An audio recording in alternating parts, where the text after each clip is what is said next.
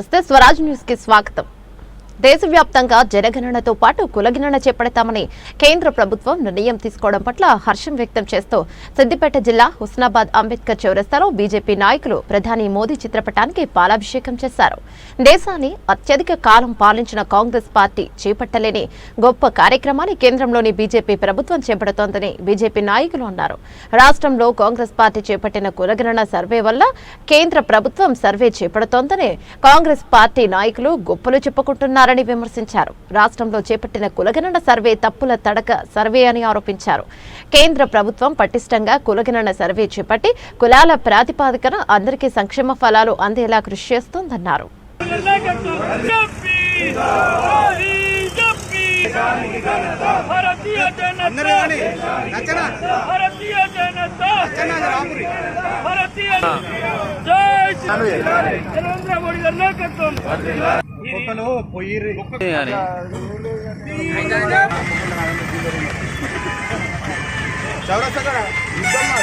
ఇలా సిద్దిపేట ఉండగా కూడా హాస్పిటల్ ఇవ్వడం కూడా కంపల్సరీ రావాలన్నట్టు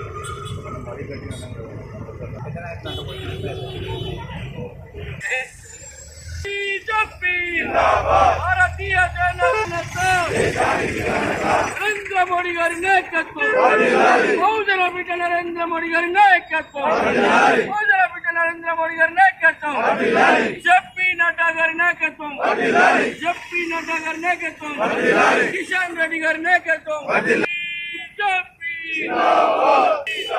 భారతీయ జనతా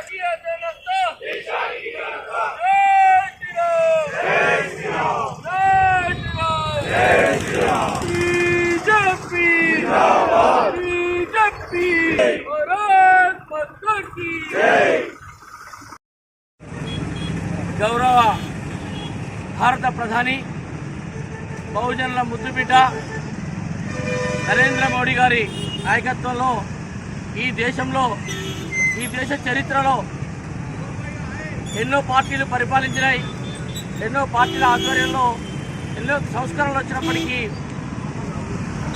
జరిగినటువంటి ఎన్డీఏ క్యాబినెట్ మీటింగ్లో దేశవ్యాప్తంగా జనగణన చేస్తూనే జనగణనలో కులగణనను కూడా తీసుకువచ్చి కులాల ప్రాతిపదికన కులం యొక్క సంఖ్యను నిర్ధారించి తద్వారా అట్టడుగు పేద బడుగు బలహీన వర్గాల అభ్యున్నతే లక్ష్యంగా దేశం యొక్క స్వతంత్ర ఫలాలను అభివృద్ధి ఫలాలను అందించాలనే లక్ష్యంతో గొప్ప చారిత్రక నిర్ణయం తీసుకోవడం జరిగింది.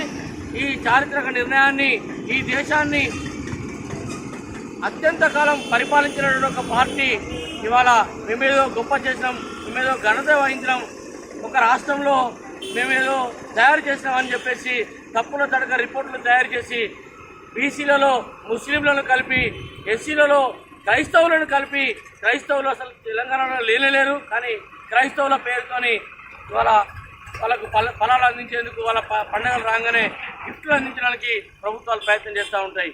అలాగే బీసీలలో మైనార్టీలను చొప్పించి బీసీల యొక్క సంఖ్యను తగ్గించడానికి ఈ ప్రభుత్వం రేవంత్ రెడ్డి ప్రభుత్వం పనిచేయడం కోసం చేసింది. దాన్ని తీవ్రంగా ఖండిస్తూ వాళ్ళ దేశవ్యాప్తంగా కూడా పారదర్శకమైనటువంటి కులగణనను అలాగే జనగణనను నిర్వహించాలని కేంద్ర ప్రభుత్వం ఏదైతే తీసుకున్న ఆ నిర్ణయాన్ని భారతీయ జనతా పార్టీ హుస్నాబాద్ పట్టణ శాఖ పక్షాన హర్షిస్తూ గౌరవ భారత ప్రధాని నరేంద్ర మోడీ గారి చిత్రపటానికి పాలాభిషేకం చేయడం జరిగింది.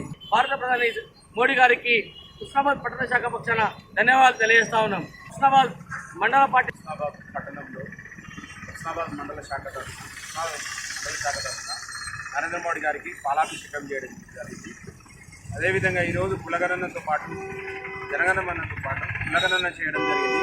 అదే ఈరోజు కాంగ్రెస్ ప్రభుత్వం వచ్చి 3.5 సంవత్సరంన్నర అవుతుంది. మేము కులగణన చేసినామా అంటున్నారు, కానీ వాళ్ళు చేసింది ఎన్ని తప్పులున్నాయో వాళ్ళు చూసుకోవాలి.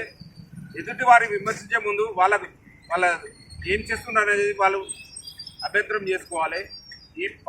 ఈరోజు నరేంద్ర మోడీ గారు తీసుకున్న నిర్ణయం చాలా హర్షణీయం. అందువల్ల ఈరోజు నరేంద్ర మోడీ గారికి పాలాభిషేకం చేయడం జరిగింది. దేశవ్యాప్తంగా ఒక చారిత్రాత్మకమైన నిర్ణయాన్ని తీసుకొని భారత ప్రధానమంత్రి నరేంద్ర మోడీ గారి నేతృత్వంలోని కేబినెట్ సమావేశంలో జనగణనతో పాటు కులగణన కూడా చేయాలనే ఒక గొప్ప నిర్ణయాన్ని హర్షిస్తూ ఈరోజు భారతీయ జనతా పార్టీ హుస్నాబాద్ పట్టణ శాఖ మండల శాఖ ఆధ్వర్యంలో మరి ప్రియతమ ప్రధానమంత్రి నరేంద్ర మోడీ గారి చిత్రపటానికి పాలాభిషేకం చేయడం జరిగింది.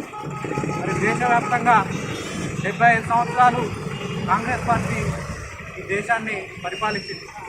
75 సంవత్సరాలుగా ఏనాడు కూడా జనాభా లెక్కలు చేసింది తప్ప కులగణన చేయని దార్శికమైన పరిస్థితి ఈరోజు ఈ దేశంలో ఉన్నది. మరి నెహ్రూ గారి హయాంలో వారు ప్రధానమంత్రి 1958లో ఈ దేశానికి స్వతంత్రం వచ్చినప్పుడు మరి వారు జనగణన చేసింది కానీ కులగణనను వ్యతిరేకించింది. మరి ఈరోజు నరేంద్ర మోడీ గారి నేతృత్వంలో కులగణనను తీసుకురావడం జరిగింది.